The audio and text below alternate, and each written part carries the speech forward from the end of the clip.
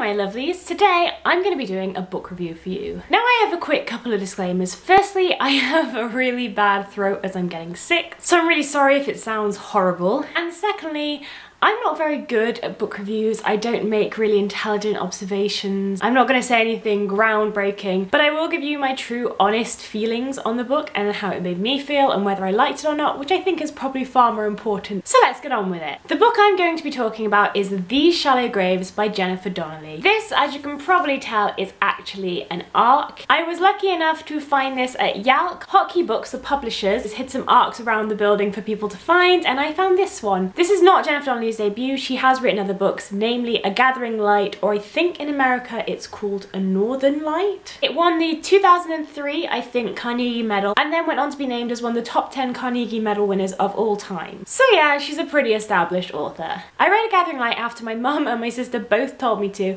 and although I did enjoy it, it didn't blow my mind. I didn't absolutely adore it. But then getting this as an ARC, I thought I should definitely read it. This book is set in the late 1800s and it's about Josephine Montford. She is a girl from high society but feels pretty trapped in her gilded cage. She doesn't really love the man she's meant to be marrying, and all she wants to be is a reporter, which she couldn't have done in those day and age in her level of society. However, her father dies suddenly and a little bit mysteriously, and she decides she is going to get to the bottom of it come hell or high water. Don't worry, because this book is brand new and a lot of you probably haven't read it yet, there are going to be no spoilers in this review. I'm not going to lie, when I first got this ARC, I was a little bit daunted. It's a thick book. And because I've been in a bit of a reading slump, I was worried about reading it. However, I shouldn't have been. This book was an absolute joy to read. It is one of my top books of the year. I absolutely loved it. The reason I'm talking about it right now is because I started it 2 days ago and finished it about an hour ago this morning and just needed to make a video to recommend this book to everyone. It is a mixture of crime, thriller, historical, romance, young adult. It's just so good. I'm going to try and break it down a bit more than that because that's not very helpful. The plot is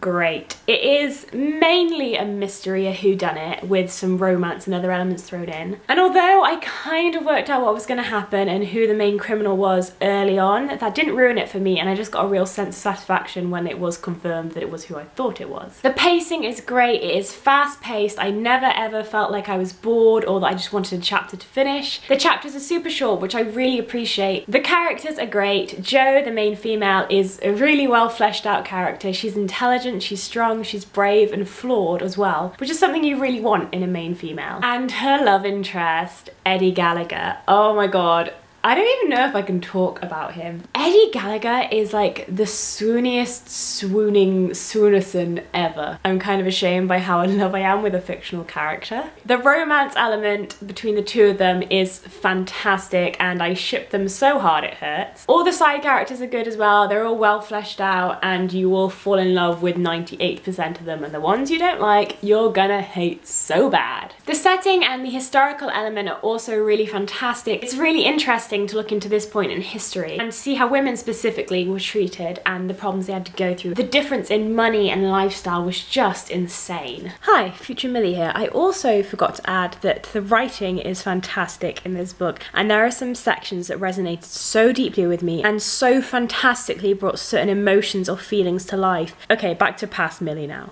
Overall, I honestly adored this book. I've not really enjoyed that many books this year apart from the Throne of Glass series, but this one I absolutely loved. It's one of those books I wish I could get the experience of reading again, not knowing what's gonna happen. I honestly loved it and I cannot recommend it enough. The only books I can really draw parallels to are possibly the Shades of London series by Maureen Johnson. If you enjoyed them, you'll definitely enjoy this book. This book was released on the 27th of October and its actual cover looks like this. I would just say go out and buy it. It is such a good read. Have you got that I enjoyed this book yet?